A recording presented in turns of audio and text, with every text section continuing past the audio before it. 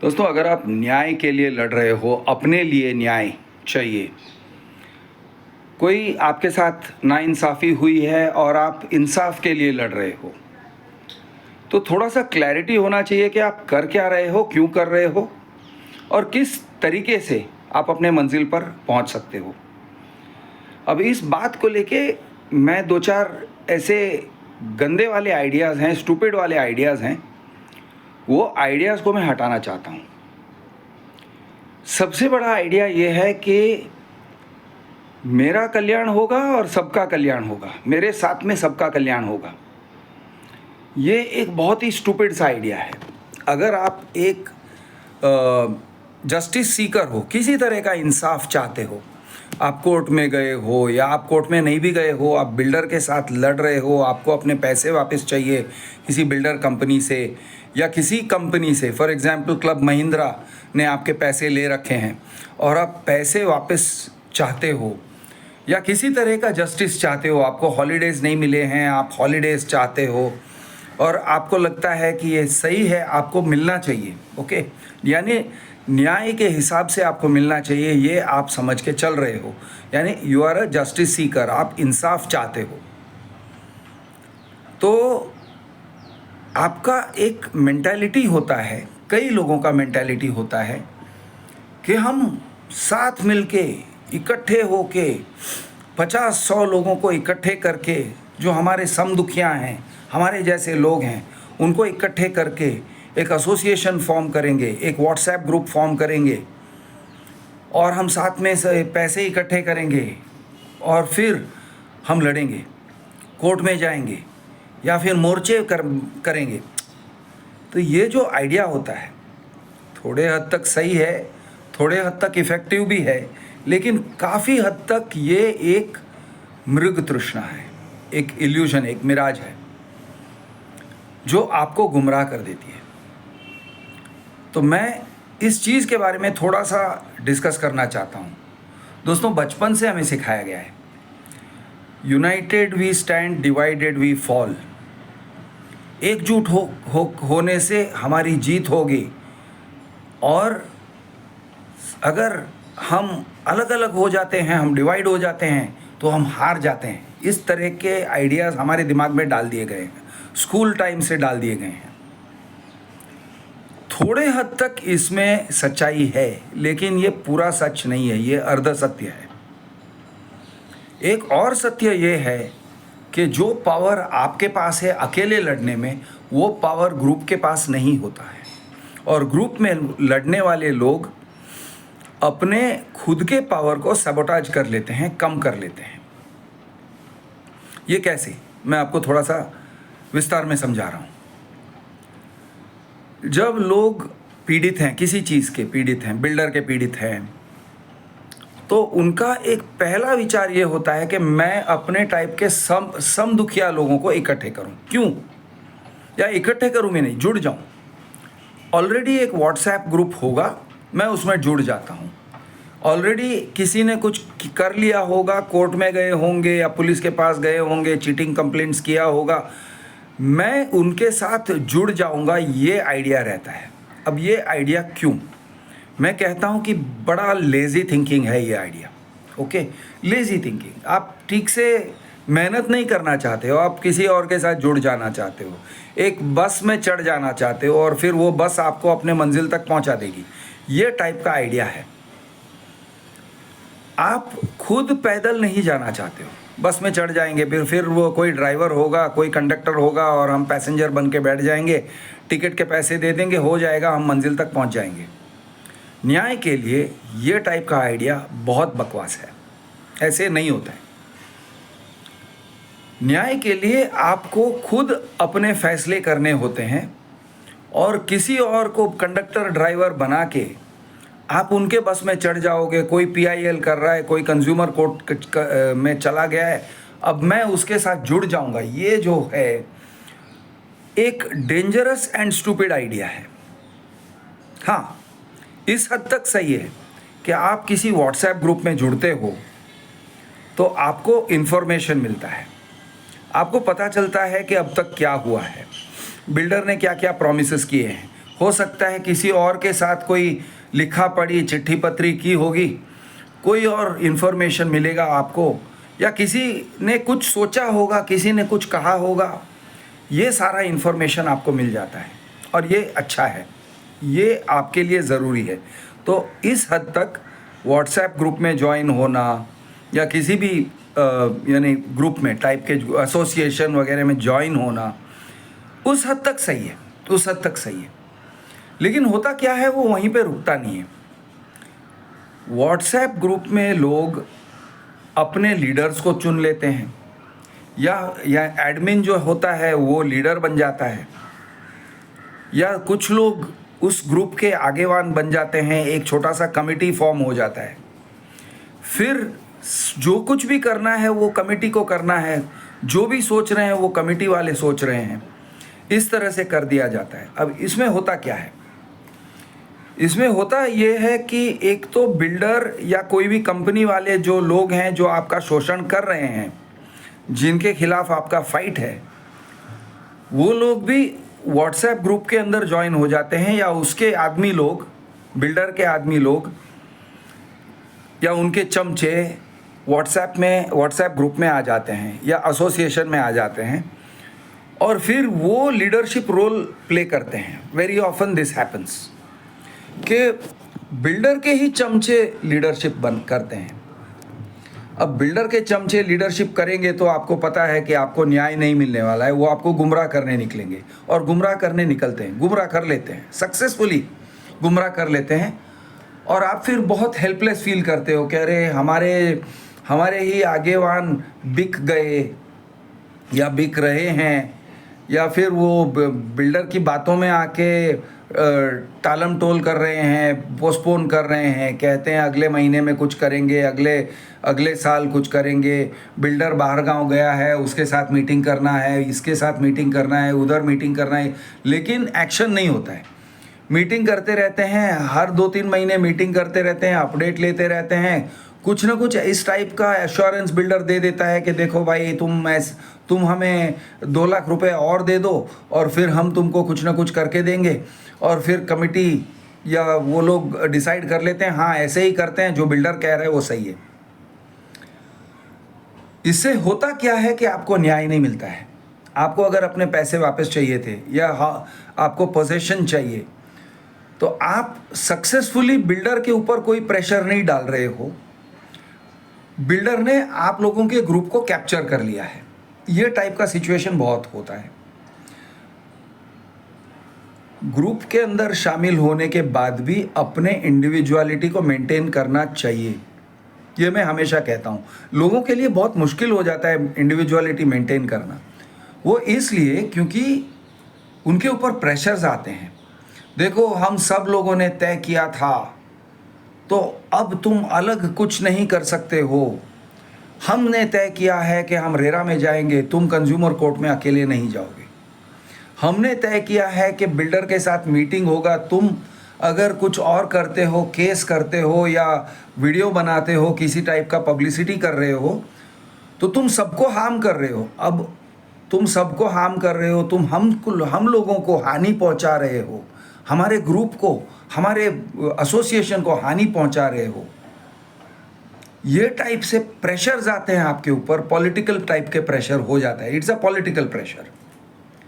इससे होता क्या है कि आप हेल्पलेस फील करते हो, नहीं अब ये लोग ही मेरे साथीदार हैं, अब इनसे मैं दुश्मनी कर बैठूं, या ये लोग मेरे बहिष्कार करेंगे, मुझे कंडेम कर देंगे, मैं अकेला पड़ जाऊंगा, तो क्या करूं। तो ग्रुप के अंदर के जो लोग होते हैं वो अपने आप को हेल्पलेस महसूस करते हैं। ये एक बहुत बड़ा प्रॉब्लम है ग्रुप्स का, पॉलिटिक्स। या फिर कभी कभी ऐसे भी होता है कि 2 ग्रुप्स बन जाते हैं ग्रुप के अंदर। अब पता नहीं चलता है कि कौन सच बोल रहा है, कौन झूठ बोल रहा है। यानी जो लोग रूलिंग पार्टी में है वो लोग सच बोल रहे हैं, या ऑपोजिशन वाले सच बोल रहे हैं और रूलिंग पार्टी झूठे हैं, पता ही नहीं चलेगा आपको, आप समझ ही नहीं सकोगे। लेकिन आप उसके अंदर उलझे रहोगे, आप अपने ग्रुप के पॉलिटिक्स में उलझे रहोगे, और आपको जो न्याय के लिए लड़ना था वो बाजू में रह जाता है। तो स्पेसिफिकली मैं क्या सजेस्ट करता हूँ, मैं ये सजेस्ट करता हूँ कि आप लोग ग्रुप में शामिल हो जाओ इंटेलिजेंस के लिए। इंटेलिजेंस मतलब इंफॉर्मेशन। आपको बिल्डर का इंफॉर्मेशन चाहिए, क्या बोल रहा है, किसी और से क्या बोल रहा है, क्या डॉक्यूमेंटेशन हुआ, क्या चिट्ठी पत्री हुई, क्या लिखा पढ़ी हुई, कौन से पॉइंट्स पे वो आपको कन्विंस करना चाह रहा है, ये सब आप समझ लो। समझना ज़रूरी है। उसके बारे में जितना भी इंफॉर्मेशन मिलता है कि मेरे जैसे 4,500 लोग फंसे हुए हैं, किसी के 10 लाख, किसी के 20 लाख, किसी के 50 लाख गए हुए हैं, एक टाइप का फिगर आपके सामने आ जाता है कि ये बिल्डर ने इतने लोगों को ठगा है। तो आप अपनी स्ट्रेटजी उस हिसाब से बना सकते हो। लेकिन ये सोच के मत चलो कि जो फैसला सब लोग करेंगे वही फैसले में मैं खुश हो जाऊंगा और उसी फैसले के साथ चलूंगा। प्लीज़ ये काम मत करो, क्योंकि आपके जो लीडर्स हैं, एसोसिएशन लीडर्स या कमिटी या जो भी होता है, वो लोग भी इंसान हैं, प्रेशर में आ जाते हैं, उनको मैनिपुलेट किया जाता है, उनको माइंड कंट्रोल किया जाता है। और उनको माइंड कंट्रोल करना बहुत आसान है, बहुत ही आसान है। फॉर एग्ज़ाम्पल, अगर वो जो बिल्डर है या जो भी कंपनी के मालिक हैं, वो अगर उन लोगों को मीटिंग के लिए बुलाते हैं तो उनको ऐसे लगता है कि हमें इम्पोर्टेंस मिल रहा है, ये लोग हमें महत्व दे रहे हैं, हमें लीडर की तरह ये रिकॉग्नाइज कर रहे हैं। अब ये जो फीलिंग ऑफ इम्पोर्टेंस है ना, ये फीलिंग ऑफ इम्पोर्टेंस बहुत अच्छे अच्छे लोगों का बुद्धि भ्रष्ट कर देता है। जैसे ही फीलिंग ऑफ इम्पोर्टेंस आता है कि उन्होंने मुझे रिकॉग्नाइज़ किया, उन्होंने मुझे रिकॉग्निशन दिया, वो मेरे साथ बात कर रहे हैं। और बिल्डर्स इस तरह से बात करते हैं, सर सब लोग आपके जैसे समझदार नहीं होते, आपके ग्रुप में बहुत सारे नासमझ लोग हैं, आप समझदार हो, आपसे मैं बात करना चाहता हूँ, किसी और से मैं बात नहीं करना चाहता हूँ। तो आपको एक टाइप का इम्पोर्टेंस मिल जाता है, यानी वो एसोसिएशन लीडर्स को उस तरह का इम्पोर्टेंस मिल जाता है। और वो इम्पोर्टेंस मिलने के बाद उनको ऐसे लगता है जैसे कि वो जो बिल्डर है, जो पैसे लेके बैठा है, जो उनके भी पैसे दबा के बैठा है, 50 लाख उनका भी दबा के बैठा है, वो अब उनको सगा लगने लगता है। किसी तरह से वो समझा देगा मेरी मजबूरी है, मेरी मजबूरी थी। और ये लोग हाँ में हाँ मिलाते हैं, हाँ हाँ सही बात है, सही बात है, ऐसे हो जाता है, बिजनेस में लॉस हो जाता है, ये टाइप से वो लोग हाँ में हाँ मिला लेते हैं। तो किसी तरह से उनको कन्विंस कर देता है कि मैं अच्छा आदमी हूँ, हम लोग अच्छे लोग हैं, कंपनी अच्छी है, कंपनी के साथ आप काम करोगे, हमारे साथ में आप ये कोलैबोरेट करोगे तो आपका काम होगा और आपका फ़ायदा भी होगा। और थोड़ा थोड़ा हल्के हल्के से वो कुछ लालच भी दिला देते हैं कि देखिए सर, मैं तो जानता हूँ आपने 50 लाख का फ्लैट बुक किया है, लेकिन हम ना आपको अपग्रेड कर सकते हैं, आपको 70 लाख का फ्लैट दे सकते हैं। इस टाइप से हल्के हल्के से उनको मैनिपुलेट किया जाता है और वो मैनिपुलेट हो जाते हैं, लोग उनकी बातों में आ जाते हैं और अपने नियत खो बैठते हैं। उनको पता भी नहीं चलता है कि कब नियत फिसल गई, उनको पता ही नहीं चलता है कि कब वो जो बिल्डर है, वो कंपनी वाला जो है, वो उनका सगा हो गया, उस सगे वाले जैसे बात करने लगा और उन्हीं के सोसाइटी वाले या उन्हीं के एसोसिएशन वाले जो हैं वो उनको बुरा लगने लगे। क्योंकि वो लोग पूछते रहते हैं, अरे भाई तुम कर क्या रहे हो, अरे बिल्डर के ऑफिस में गए, क्या बात हुई। तो फिर ये लोग थोड़ा आधा सच आधा झूठ बोलते हैं, कुछ बिल्डर की ही बातों को ऐसे घुमा फिरा के गोटे बना के, भजिया बना के, समोसे बना के आपको पिरोस देते हैं और आपको पता ही नहीं चलता है कि अभी इसमें सच क्या है, झूठ क्या है। तो ये टाइप का सिचुएशन हो जाता है। इसीलिए मैं हमेशा कहता हूँ, प्लीज़ आप एसोसिएशन या व्हाट्सएप ग्रुप के ऊपर पूरी तरह से निर्भर मत हो जाइए। आप उधर से इन्फॉर्मेशन ज़रूर लीजिए, लेकिन किसी के भी ऊपर निर्भर मत हो जाइए अपनी लड़ाई के लिए। अब अपनी लड़ाई लड़ना कैसे है? अगर आपको लगता है कि कोर्ट के माध्यम से लड़ाई होती है, मेरा मानना है कि court is a very defective way of fighting. Okay, ऐसे नहीं कह रहा हूँ कि कोर्ट के माध्यम से लड़ाई होती नहीं है, होती भी होगी और होती भी है, लेकिन वो आपका लास्ट रिजॉर्ट है, वो पहला स्टेप नहीं है, वो लास्ट स्टेप है। उसके अलावा बहुत सारे और स्टेप्स होने चाहिए। तो ये और स्टेप्स क्या हैं? आपको डायरेक्टली बिल्डर के साथ करस्पॉन्डेंस होना चाहिए। डायरेक्टली बिल्डर को आप ईमेल लिखोगे, आप वो यानी व्हाट्सएप भी नहीं, मैं व्हाट्सएप पे बात करने की बात भी नहीं कर रहा हूँ, वो बहुत इनफॉर्मल है। मैं ईमेल्स लिखने की बात कर रहा हूँ, या फिर लेटर लिखोगे, लीगल नोटिस भेजोगे। ओके, लीगल नोटिस की तरह ईमेल भेजोगे। लीगल नोटिस पे आपको खर्च करना पड़ता है, 5,000, 10,000, 20,000 वकील को देने पड़ते हैं, उसकी भी ज़रूरत नहीं है। लेकिन करस्पॉन्डेंस करो बिल्डर के साथ। बिल्डर के साथ मतलब कौन?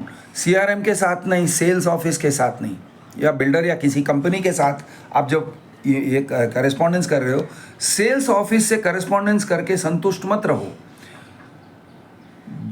बिल्डर मतलब कंपनी के डायरेक्टर्स, या अगर पार्टनरशिप है तो कंपनी के ओनर्स या पार्टनर्स, और ओनरशिप है तो कंपनी के ओनर्स। तो मेन लोग, जो लोग उसके प्रोप्राइटर्स हैं, जो लोग उसके डायरेक्टर्स हैं, उन लोगों के साथ आपका डीलिंग होना चाहिए, आपका करस्पॉन्डेंस होना चाहिए। अब लोग इस काम से कतराते हैं क्योंकि उनको समझ में नहीं आता है कि कैसे करें। तो मैं आपको समझा रहा हूँ ईजिली, एक सरल भाषा में मैं आपको समझा रहा हूँ कि ये क्या कर रहे हैं और क्यों कर रहे हैं, किस लिए कर रहे हैं, किस उद्देश्य से कर रहे हैं, ये मैं आपको समझाता हूँ। यानी न्याय के लिए लड़ना है थ्रू करस्पॉन्डेंस, तो आपका टारगेट क्या होना चाहिए, आपका डिजायर्ड ऑब्जेक्टिव क्या होना चाहिए। अब फॉर एग्जाम्पल, आपका फ्लैट है, फ्लैट बिल्डर ने अटका दिया है, प्रोजेक्ट आगे बढ़ नहीं रहा है, आपके पैसे फंसे हुए हैं, आपके 50 लाख, 60 लाख, 70 लाख फंसे हुए हैं बिल्डर के पास। अब आपका उद्देश्य क्या होना चाहिए? एक उद्देश्य ये हो सकता है कि मैं मेरे पैसे को रिफंड लेना चाहता हूँ, ये एक उद्देश्य हो सकता है। अब रिफंड लेने के का सोच आता है तो चलो रेरा में जाएंगे, चलो कंज्यूमर कोर्ट में जाएंगे। ज़रूरत आने पे जाइए, बेशक जाइए, लेकिन जाने से पहले ये मत सोचिए कि हम सब साथ मिल के 50 लोगों का एसोसिएशन बना के कंज्यूमर कोर्ट में जाएंगे। ये काम नहीं करता है, ये एक्चुअली डेंजरस है आपके लिए, क्योंकि 50 लोगों के साथ या 100 लोगों के साथ सेटलमेंट नहीं होता है। एक हाथी को दरवाजे के अंदर से नहीं गुजार सकते हो, लेकिन एक कुत्ता या बिल्ली दरवाजे के अंदर से गुजर सकता है। यानी छोटा जानवर या 100 लोगों को एक दरवाजे के अंदर से नहीं लेके जा सकते हो, एक एक आदमी करके 100 लोग जा सकते हैं, लेकिन एक एक आदमी करके। तो आप अगर सोच रहे हो कि हम 100 लोग एक साथ सॉल्यूशन निकाल लेंगे और बिल्डर हार जाएगा और हम जीत जाएगी, कंपनी वाले हार जाएंगे और हम लोग जीत जाएंगे, ये बहुत ही बकवास आइडिया है, बहुत ही फालतू का आइडिया है। ये आइडिया, ऐसे फालतू आइडियाज़ में मत पड़िए। करना ये होता है कि आप अपने तरीके से बिल्डर के ऊपर प्रेशर डालोगे। आप प्रेशर डालो, क्योंकि आप दुखी हो, आपका केस अलग है। किसी से बिल्डर ने 20 लाख रुपया लिया है इन दिसंबर 2015, किसी और से बिल्डर ने 50 लाख रुपए लिए हैं इन दिसंबर 2020। ओके, बिल्डर ने या किसी कंपनी ने किसी और से 5 लाख रुपया लिया है और किस्तों में वो पैसे इकट्ठे कर रहा है। वो केस अलग है, हर एक का केस अलग है। तो सब लोग एकत्रित होके कोर्ट में जाएंगे, लड़ेंगे, ये ठीक नहीं है, इससे सॉल्यूशन नहीं निकलता है। सॉल्यूशन कैसे निकलेगा? आप अपने आप से पहले बिल्डर के साथ करस्पॉन्डेंस करिए। आप लिखिए, चिट्ठी लिखिए कि ये मेरा केस है, मेरा केस है, मतलब ऑब्वियसली उसको केस नहीं कहोगे, आप इस तरह से कहोगे कि ये तारीख को मैं आपके ऑफिस में आया था, सेल्स ऑफिस में आया था, उसके बाद आपने मुझसे इतने पैसे लिए, ये इतना टोकन दिया, उसके बाद हमने अग्रीमेंट किया, उसके बाद मैंने इतने पैसे दिए और इतने अमाउंट आपको लोन डिसबर्समेंट करवाया, तो कुल मिला के लोन और मेरा अमाउंट मिला के मैंने 50 लाख रुपए दे रखे हैं टिल डेट। आपने पोजीशन पहले पहले आपने कहा था दिसंबर 2019 में दोगे, वो आपने नहीं दिया। फिर आपने कहा दिसंबर 2022 में दोगे, वो भी आपने नहीं दिया, और अभी भी बिल्डिंग तैयार नहीं है। In the light of the above, इस संदर्भ में ऐसे होते हुए मैं कह रहा हूं कि मेरे पैसे लौटा दिए जाएं विथ इंटरेस्ट। तो इस तरह का एक लेटर लिखना होता है। अब बिल्डर विथ इंटरेस्ट लौटाएगा, विदाउट इंटरेस्ट लौटाएगा, पार्शियल लौटाएगा, नहीं लौटाएगा, ये देखना पड़ेगा। और ये तो अब लड़ाई का सब्जेक्ट है।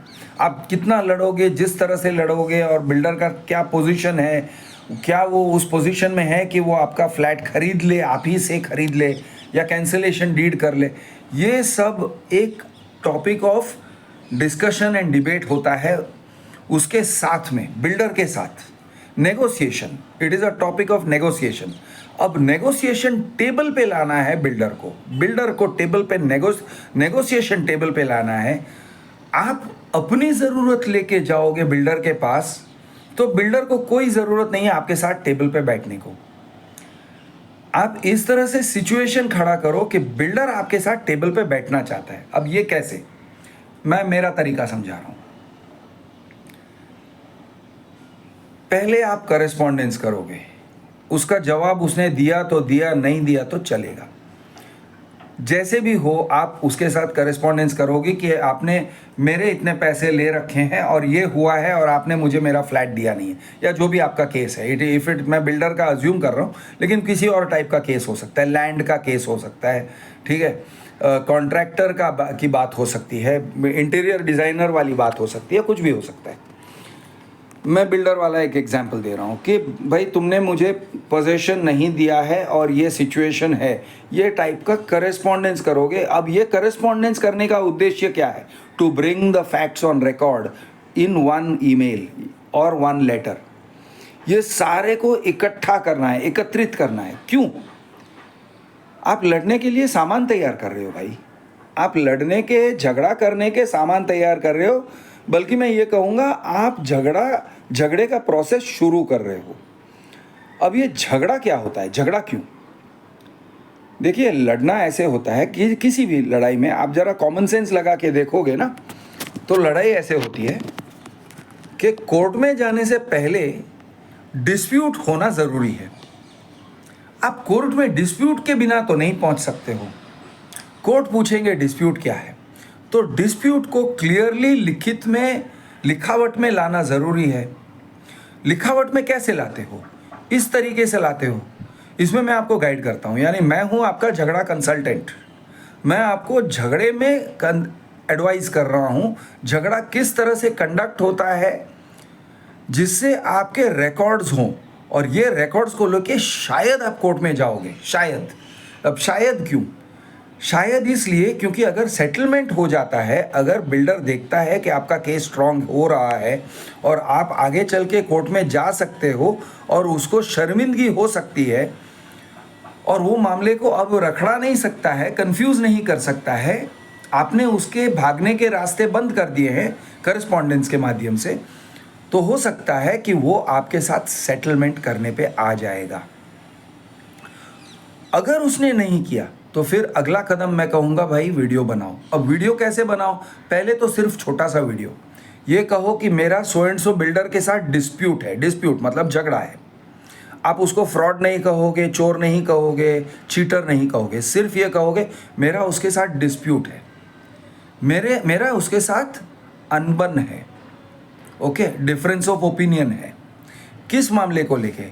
मेरे फ्लैट के पोजीशन को लेके, या मेरे क्लब मेंबरशिप को लेके, या मेरे से उसने 50 लाख रुपए लिए हैं उस चीज़ को लेके। तो इस तरह से बहुत ही एक जनरल डिस्क्रिप्शन दोगे जहाँ पर आप डिटेल नहीं बताओगे, लेकिन ये कहोगे ये बिल्डर के साथ तो उसका नाम आ रहा है और डिस्प्यूट आ रहा है, और आप ये कह रहे हो कि मैं बहुत ही अनसेटिस्फाइड कस्टमर हूँ, मैं बहुत दुखी हूँ, मैं बहुत एंग्री हूँ, मैं बहुत नाराज़ कस्टमर हूँ, और मुझे इसका सर्विस ठीक नहीं लगा, मुझे इसका गुड्स ठीक नहीं। आप ये नहीं कह रहे हो उसके गुड्स ख़राब हैं या उसका सर्विस ख़राब है या उसका बर्ताव ख़राब है। आप ये कह रहे हो मुझे उसका बर्ताव ठीक नहीं लगा, तो ये सब करने से होता क्या है, वो मानहानि का केस नहीं कर सकता है, क्योंकि आप ये कह ही नहीं रहे हो कि उसका बर्ताव खराब है। आप ये कह रहे हो मैं बहुत एंग्री हूँ, मैं बहुत डिससेटिस्फाइड हूँ। अब डिससेटिस्फाइड होने का तो हक किसी को भी है।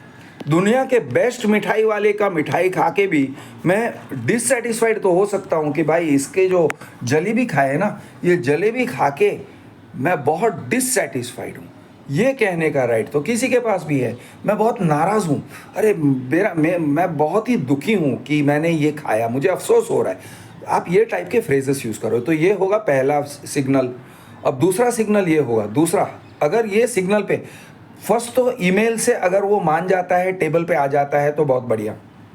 कोशिश हमारी यही रहती है। और आप मुझे सीसी में रखोगे, कॉपी में रखोगे। कॉपी में रखने का मतलब क्या होता है कि आप, संभव है कि आप यूट्यूब वीडियो बनाओगे, आप सोशल मीडिया में जाओगे, एक संभावना दिखा रहे हो और मुझे पार्टी बना रहे हो, इन द सेंस मुझे एक सीसी में रख रहे हो।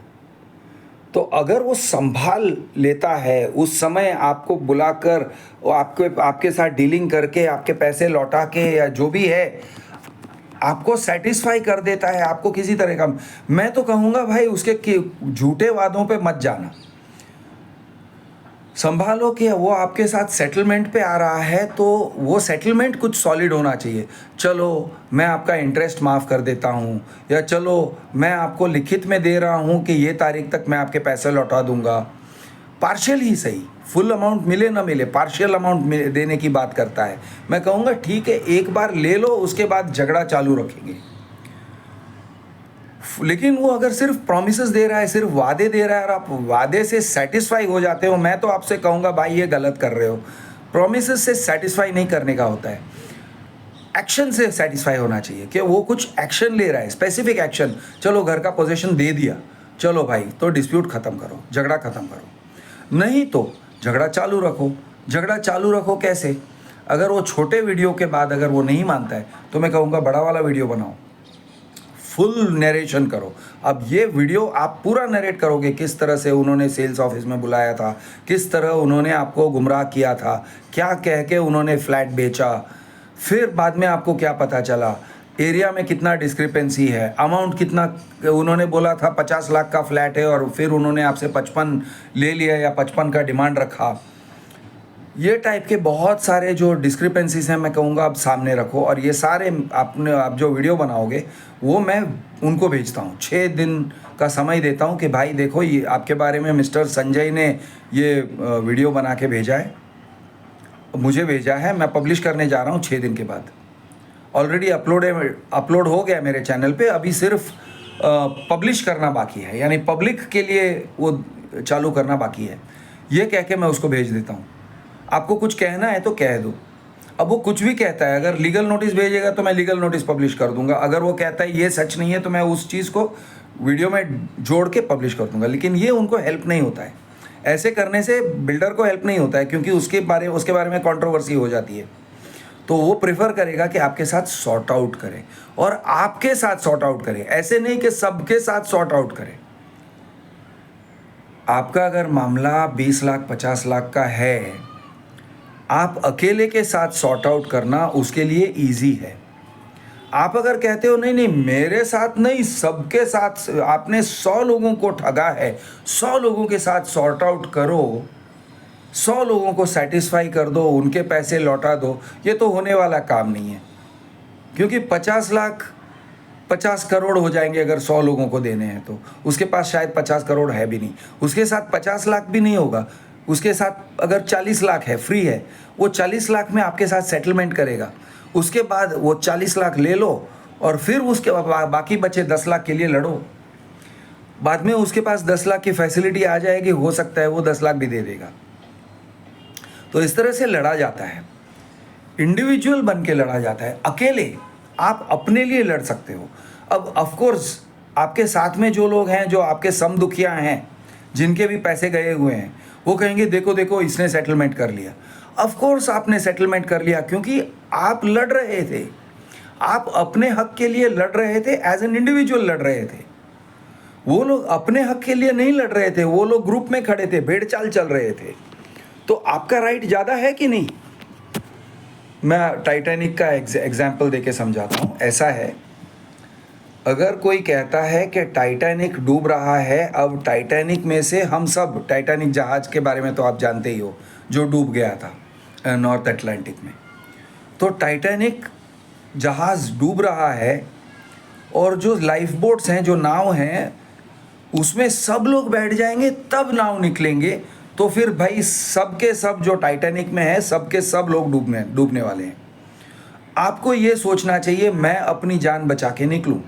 जैसे ही बोट उतारा गया, आप जाके बैठो, ये मत देखा देखी मत करो कि भाई नहीं नहीं सब लोगों को बैठने दो, ये काम मत करो यार, अपने फैमिली के साथ आप नाइंसाफ़ी करोगे। आप जाके बैठ जाओ, आप अपने परिवार वालों को लेके बैठ जाओ नाव में, और जैसे ही जल्द से जल्द निकलना पड़े निकल लो। आप जहाज़ से दूर हो जाओ, नहीं तो जहाज़ डूबेगा और आपको चूस लेगा अंदर, सक करके सक्शन से अंदर खींच लेगा। तो आप दूर हो जाओ जहाज़ से, ये होता है स्ट्रेटजी। और आप कहोगे नहीं नहीं क्रिश, ये अनैतिक है, सबका होना चाहिए, सबका कल्याण होना चाहिए, सबका भला होना चाहिए।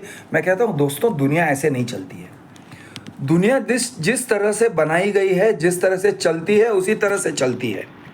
दुनिया में सबको एक साथ नहीं बचाया जा सकता, एक एक करके सब लोग बच सकते हैं, लेकिन वो एक एक करके बचने के लिए एक एक करके लड़ना पड़ता है। और लड़ने का एक टाइमिंग होता है, सही टाइमिंग पे लड़े तो आप बच निकलोगे। और अगर आप वेट करते रहे, चलो देखते हैं और लोगों को लड़ने दो, उसका सक्सेस होने दो, उसके बाद में लड़ूंगा, तो शायद आपका चांस निकल जाएगा और फिर यानी जहाज़ डूबेगा और फिर कोई नाव बचता नहीं है निकलने के लिए, तो फिर आपका डूबना निश्चित है। तो ये टाइप का काम मत करो। वो मौका फरस्ती यानी अपॉर्चुनिज्म जिसको कहते हैं ना, वो हमेशा गलत बात नहीं होती है। मौका फरस्त होना ज़रूरी होता है लाइफ बचाने के लिए और आपके पैसे बचाने के लिए और फाइट में जीतने के लिए। मौका फरस्ती करना ज़रूरी होता है, मौके पे चौका मार लेना होता है। तो ये सब मैं आपको इसलिए समझा रहा हूँ क्योंकि दोस्तों, आपको जो आपके दिमाग में जो भी इंडोक्ट्रिनेशन है, united we stand, divided we fall, हम सब साथ में लड़ेंगे और जीतेंगे और हम होंगे कामयाब और हमें भरोसा है हमारे लीडर्स पे या हमें भरोसा रखना चाहिए, प्लीज़ ऐसे सब चुतियापंती मत करो। अपने लिए लड़ो, अपने फैमिली के लिए लड़ो, इंडिविजुअल की तरह सोचो। मैंने बार बार देखा है कि जो लोग इंडिविजुअल की तरह सोच के लड़ते हैं उनका जीत पॉसिबल है, उनका जीत संभव है। मैं ये नहीं कहता हूँ गारंटीड है, कहीं लड़ाई में जीत गारंटीड नहीं होती है, लेकिन संभव है, इट इज़ पॉसिबल। या फिर लाइकली कहूँगा, थोड़ा इन सम केसेस लाइकली है, होने के चांसेस ज़्यादा हैं। लेकिन जो लोग हम इकट्ठे हैं, हम एसोसिएशन हैं, हम एक साथ लड़ेंगे, वो टाइप के लोग होते हैं ना भाई, आपको लीडर खेलने का शौक़ है तो खेलो, या आपको फॉलोअर खेलने का शौक़ है तो खेलो ये सब। लेकिन ये प्रोसेस से एक साथ होके, इकट्ठे होके हम लड़ेंगे, जीतेंगे, जंग करेंगे, PIL करेंगे, कंज्यूमर कोर्ट में जाएंगे, ये सब जो है ना, यूजुअली मैंने देखा है कि ये सक्सीड नहीं होता है। कभी कभी मैंने भी ये गलती करी है कि लोगों को इस तरह से गाइड किया है लड़ने के लिए, मैंने ये गलती किया है। और ये सब गलती करके मेरे अनुभव के साथ मैं कह रहा हूँ कि ये काम उतना सक्सेसफुल नहीं होता है जितना इंडिविजुअली लड़ने से होता है। प्लीज़ इंडिविजुअली लड़ो, इंडिविजुअल की तरह सोचो, आप अपने परिवार के सदस्य की तरह सोचो, आप अपने परिवार के रखवाले की तरह सोचो। यानी आप अपने परिवार के चौकीदार हो, आप सबके चौकीदार नहीं हो। आप अपने समदुखिया लोग हैं, जो 50 लोग हैं, 500 लोग हैं एसोसिएशन में, उनकी जिम्मेदारी अपने कंधे पे मत लो, आप अपने परिवार की जिम्मेदारी अपने कंधे पे लो। अपने पैसे बचाओ, अपने परिवार के पैसे बचाओ, अपने परिवार वालों को सुखी करो, ये होना चाहिए आपका फोकस। उम्मीद है कि कुछ आपको समझ में आया है इन बातों से। मैं हूं आपका दोस्त कृष दी अर्बन नक्सल। जय महाराष्ट्र, जय हिंद।